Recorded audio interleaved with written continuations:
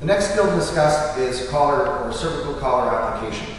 And we look at the patient in a supine position on their back. Once we've completed our primary and done our secondary up until the point of the neck and the collarbones and the sternum being done, we can apply a collar.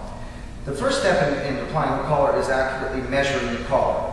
And what we have to do is take a measurement from the angle of the jaw, which is here, with the neck in neutral position.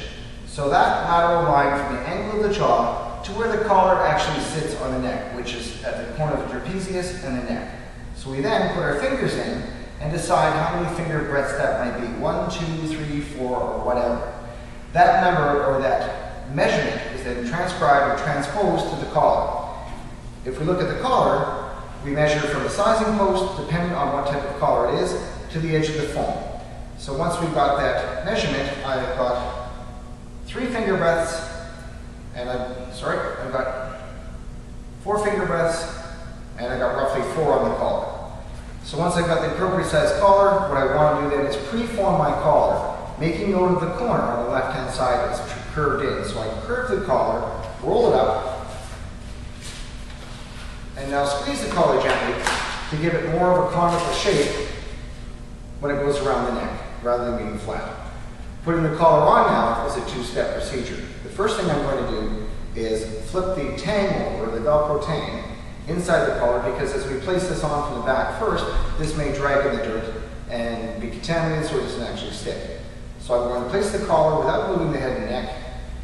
From this side, slide it through very gently until I see the collar on the other side.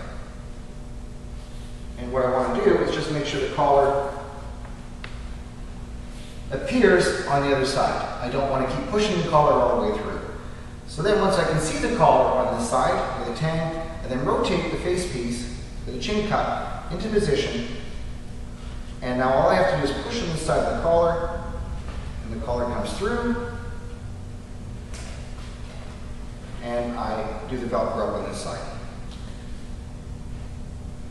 If we're looking at collar application with a patient in a sitting position, consider the fact that she or he might be in the car at this point, and we have the rear of the seat behind her head. So in order to make this realistic, we'd have to consider putting this on with a seated position. So it's slightly different in this respect. The first thing I want to do is to approach the patient and put the collar, once we've measured it, transcribe the measurement to the collar, pre-formed our collar.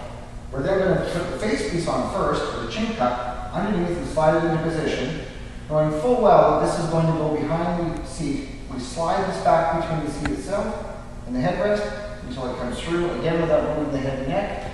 I can then reach over and pull the Velcro strap shut, and the patient's collar is in position.